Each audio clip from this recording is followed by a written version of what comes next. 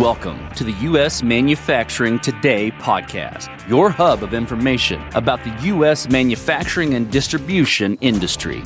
Brought to you by Variable, the on-demand labor solution revitalizing and optimizing your operation, enabling just-in-time response to demand, more efficient production, and lower cost per unit. And now your host and head of reindustrialization at Variable, Matt Harine. Welcome back to U.S. Manufacturing Today, the podcast powered by Variable, where we talk with the leaders, innovators, and changemakers shaping the future of American industry, along with providing regular updates on the state of the industry, the changing landscape, policies, and more. Today, we're unpacking a pivotal moment in U.S. trade policy, global negotiations, and the signals that the U.S. manufacturers can't afford to miss. And in this episode, we're joined by Clay Martin, the founder of Isla Talent, a company that connects mainland manufacturers with skilled, motivated labor from Puerto Rico without the red tape of visa programs. As manufacturers across the country struggle with persistent challenges, many turn to temporary solutions like the H-2B visa program. But Clay's approach flips the script, offering a legal, fast, and culturally aligned workforce that's already U.S. citizens as an alternative.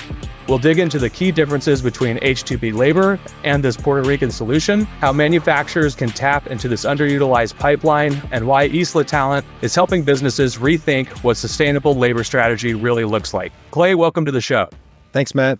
We're excited to have you today. And so I thought we'd start. Tell us a little bit about your company and your background. Before I get into that, I just want to thank you for taking my LinkedIn message. I do a lot of LinkedIn work and shoot my shot with things. So I really appreciate you being receptive to that. Yeah, absolutely. Hey, look, it's a karma thing. I do a lot of LinkedIn work as well. So I try to answer as many as I send.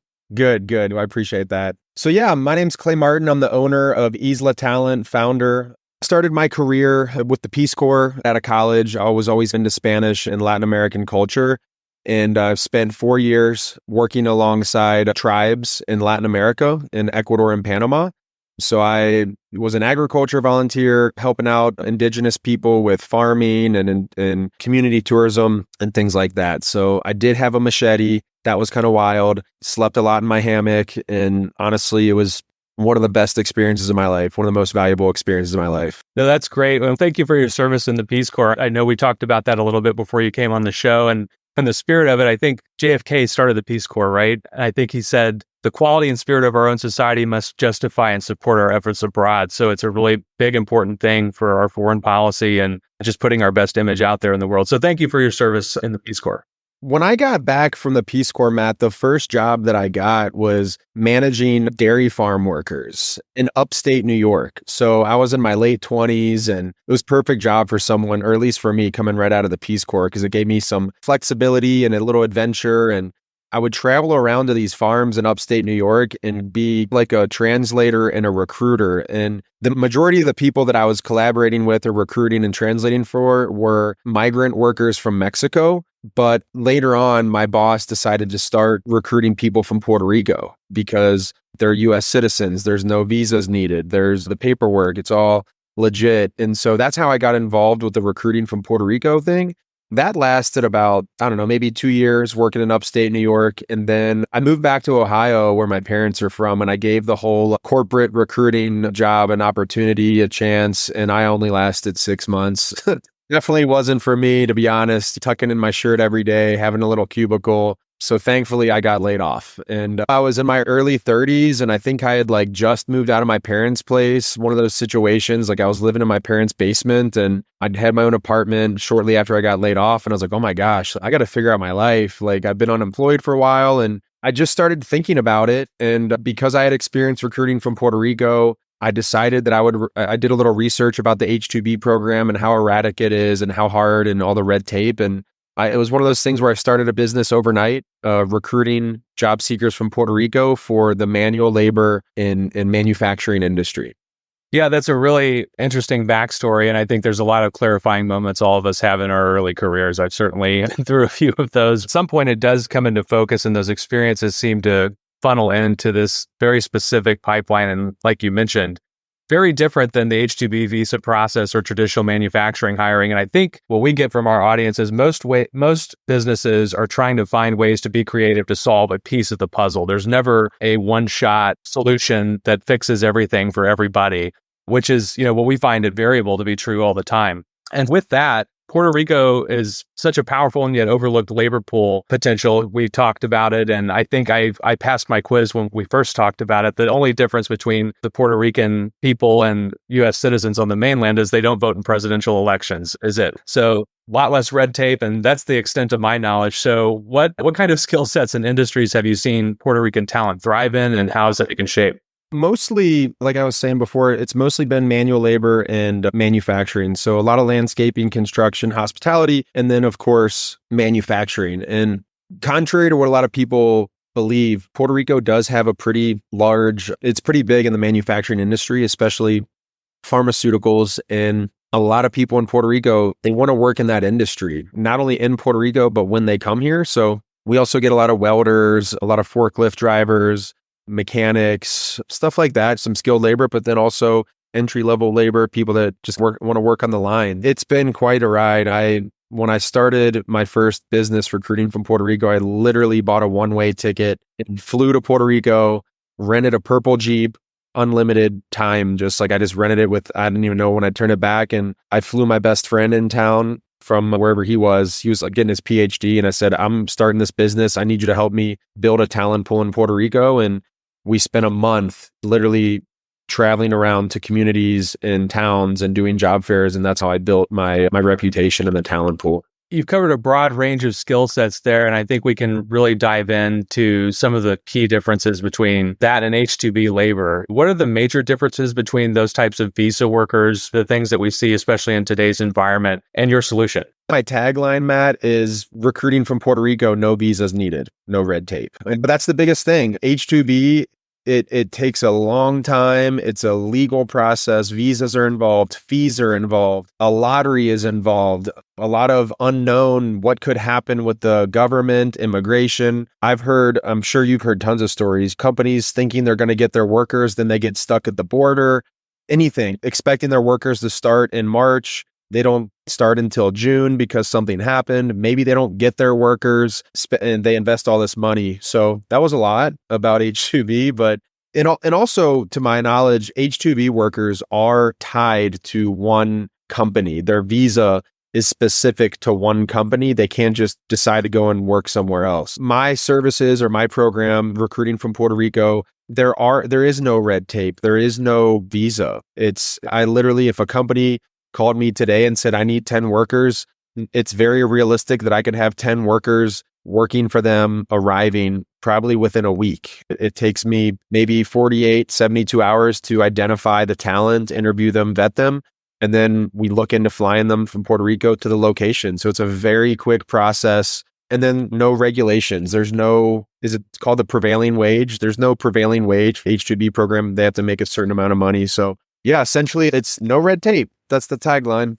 Yeah, that's a great tagline because it's pretty self-explanatory. And sometimes the most obvious point is just that. And I think one of the things that you really highlighted and brought to the forefront here is a myth that we hear all the time about a labor shortage. And our opinion about that is it's an issue of labor access, meaning there may be those manufacturers that are in rural parts of a state somewhere, or they may not have access to demographically a large group of people, or maybe it's a different kind of job. And people need to build more flexibility in their operations and be more open-minded about it instead of going to the last resort, which is saying there's no options and we have to utilize an H-2B visa to bring people in to fill a gap. Because there's plenty of American workers. I've seen it over the past couple of weeks, especially as the job numbers have shifted. I think the April-May numbers where there was a massive shift in foreign-born workers in filling full-time roles and a spike in native-born workers that were filling full-time roles. And so these roles have been there, and I think people have had their eyes open to not only the H-2B, but also H-1B. There's a lot to really break down from that. One other question that came up from a cost and compliance and cultural standpoint, outside of those obvious points, beyond the obvious, what should manufacturers know beyond the legality and logistics? What are some of the less obvious benefits your clients experience? The one thing I do require in my clients to provide the housing for the workers to come over. It doesn't have to be free, but I do require my clients to provide furnished housing with basic appliances and kind of household needs. Also transportation to get to and from work, and then also the original flight to get from Puerto Rico to their location. And all of that you can deduct from their paychecks. And the hope is that you help set them up. And then after they've been there for a couple months, 6 months, whatever, a year, then they get their own place. And then it ends up being sustainable. That's what we all want. We all want sustainable labor. And I think recruiting from Puerto Rico is a great option because it's people looking for a better opportunity. Yeah, that really fits the narrative a lot more than what we see in the news cycle or people in the immigration debate. It's this shared sense of American identity and values that play into kind of the onboarding and integration. Their skin in the game. That's something that the people are looking to take that step. And that's great that companies step up and do that, but also that ramp to they'll find their own place, they'll find their own transportation. These are things that I think a lot of times, and I'll just go out on a limb and say this, with the visa program, very transactional in the sense that there's a wage rate paid, it's fees to the government. There's not a lot of support beyond when they're under the same roof, when they're under the employer's roof. And so that kind of really solidified pipeline and support system seems like it's a critical path for your company. Shifting gears a little bit, we talk a lot on this show about reshoring and building domestic resilience and reindustrialization. How does your model tie into that bigger movement? And do you see Isla Talent as part of that reindustrialization toolkit and potential? Yeah, absolutely. I love knowing that I'm assisting to bring talent from a U.S. territory for U.S. citizens to come work and support businesses in need, communities in need that rely on businesses. And then more importantly, a lot of these workers will send money back to Puerto Rico, which is a U.S. territory, and it goes back into our economy. It's a beautiful thing. It all goes full circle. And some of these workers will stay permanently on the mainland, but some go back to Puerto Rico and have more money than they could imagine making in Puerto Rico. And then that's helping them build a better life in Puerto Rico, maybe build a business, whatever it may be. Yeah, that's a really great point. It's something that came up in the One Big Beautiful Bill about remittance taxing, and currently not something that's taxed at all. The House had put it at 5%. Through reconciliation, it went down to 1%. It doesn't matter because the money has been taken offshore and it's not repatriated. And to your point, injecting it back into a local economy that's part of the broader U.S. mainlanded territory is critical because manufacturing is local, right? They're just having the benefit of bringing that back to Puerto Rico. But there's been a growing concern overall about H-2B visas in manufacturing. Do you think the tide is turning on that, or what are your overall thoughts on the market? And is that kind of why you see this niche playing out really well? It's what I would call a citizen-based solution. Yeah, H-2B it does seem to be getting more complicated and a lot of just more red tape, more unknown. With the new political administration, I have had a lot more. I've seen a significant increase in the interest of my services just because a lot of business owners are concerned about the way their labor force may go and or more specifically the H-2B program, where the country's going to go with that, where the government's going to go with that. Shifting to how it works. What does the process look like for a manufacturer that wants to work with Isla Talent, and how is it scalable across regions and facility types? I'm sure that once somebody starts, it grows a little bit. And then follow-up question on that one is, out on a limb, we talk a lot about manufacturing on the show, but I'm sure this applies to multiple different industries as well. A typical rollout, I have a sales call with a potential client and I tell them how we operate. We are a fee-based business. So I tell them our terms, and then more importantly, I learn about the company. I learn if their company culture, but also their benefits are going to be attractive enough to attract talent from my talent pool. I gather as much information as possible on that call. If I decide to move forward, then my client will identify the housing. When I say client, that are businesses I work with, and then they'll also create like just a general job offer, job description, and I help consult on that and make sure they're not missing anything. Try to get a video. I always try to get a video showcasing the nature of the job, the company website. And I basically create a little package and then I send that over to my recruits, and I have job fairs and do interviews and present that to my recruits and try to find people that have applicable experiences and that might be a good fit. Seems like a pretty easy process as compared to going through the visa and approval process and all of those things. To your point, I think the citizen-based solution probably makes the most sense. And as far as it being a scalable process, are there companies that look at this from like a multi-facility perspective, or are they focused on one facility and keeping it contained to that, or how do they implement it organization-wide? I've worked with companies of all different sizes, Matt. I've recruited 4 employees for a company. That's my minimum. I've recruited up to 100 employees for a manufacturing company in Michigan, and they literally bought an Air Force base and a motel to house the workers. I've had companies reach out and say, if we don't get X amount of workers in the next 3 months, we will go out of business. And I'm like, I can provide you up to 30 workers in 2 weeks, and they're flabbergasted. They don't believe it's true. And I feel great and confident that I can provide that. I forgot the original question. To add on that, I had a conversation with a potential client today. They do run like grain elevators, and I think they have maybe 5 different locations. And they're like, hey, we're missing revenue based on our production. If we can increase our production, we will increase our revenue. We do not have the labor. And that's music to my ears because I know that I'm going to be able to find them the talent. I know that the talent is going to help increase their production, increase their revenue, help their business. And this representative of the company, she said, Clay, we need 30 workers and we want to try 6 out at each location and see how it goes because one location might work out better than the other.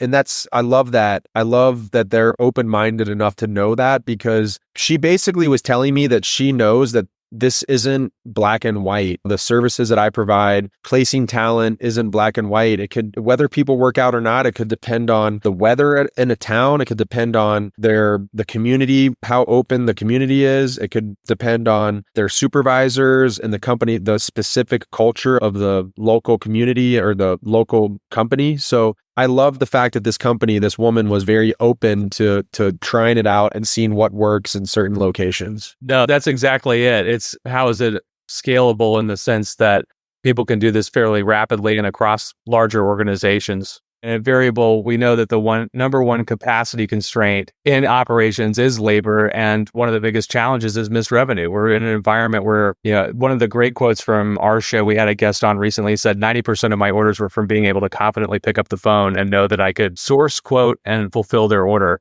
And when people don't have that missing piece, especially on the labor side, it gets a little complicated and they start to miss opportunities. Big question for you. If you had 5 minutes with a policymaker or a plant manager, so 2 different folks, what would you say about fixing America's labor pipeline and how your solution fits into it? I would just say we need living wages. Number one, we need living wages all across the board for all different industries, especially the blue collar industries. Having a living wage, letting people know at an early age that these are great opportunities to grow a career in the manufacturing industry. And then also be open-minded. Don't put all your eggs in one basket like the H-2B program, like hiring locally.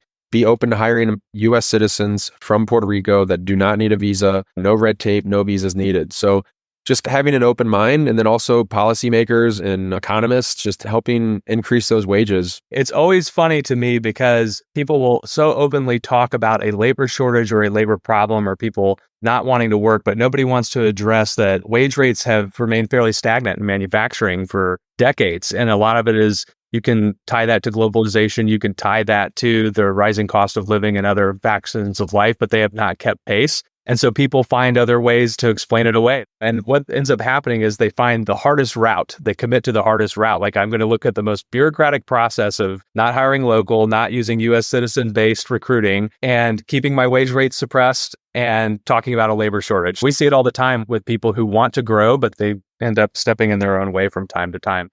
What's next for Isla Talent? I know you've got a couple of other things that are in the works. I would love to hear about that. The newest venture is recruiting nurses from Puerto Rico, healthcare recruiting and nurse recruiting from Puerto Rico. Same thing, no visas needed, no red tape. A little bit more red tape because nursing is a more regulated industry, but I've partnered up with someone who has extensive experience recruiting nurses from Puerto Rico. She is a phenomenal partner and woman. And so she has helped recruit hundreds of nurses for hospitals in Missouri. And so I brought her on my team, and we are beginning to recruit nurses from Puerto Rico for hospitals all across the country. And that's something I'm very excited about, just as much as I am about supporting the manufacturing industry. Now we are recruiting nurses and healthcare workers from Puerto Rico. That's awesome. Sounds like something that kind of compound growth happens in multiple different verticals just by the nature of the common sense of the program. You had said this, I believe, on one of the calls we had. It's not like this concept is going to fix the labor issues in America, but I can guarantee you, Matt, that working with my business or a company like mine will fix a business's labor needs. It's not going to fix all the business. There's only 3 million people from Puerto Rico, and the majority of them live in New York City, actually. But this talent pool that I provide has significantly changed businesses for the better. And the lucky ones are open to this avenue. Being open to opportunities and different ways of thinking is pretty critical in manufacturing and operations for sure. How can our listeners get in touch with you or start a conversation with you and your team? They can reach out to me on my website at recruitingpuertorico.com, or they can reach out to me on LinkedIn. It's just my name, Clay Martin, and I'll give you the links to all that stuff. That's great. Clay, thanks for coming on today. A ton of great insights and love learning more about this pipeline. All right. Thanks, Matt. To stay ahead of the curve and to help plan your strategy, please check out our website at variableops.com and under the resources section titled Trump 2.0, where you can see the framework around upcoming policies and how they will impact you. If you're on socials, give us a follow on LinkedIn, X, and Instagram. And if you're enjoying the podcast, please feel free to follow the show on Apple Podcasts, Spotify, or YouTube, and leave us a rating, and don't forget to subscribe. Thank you again for joining us and learning more about how you can make your way.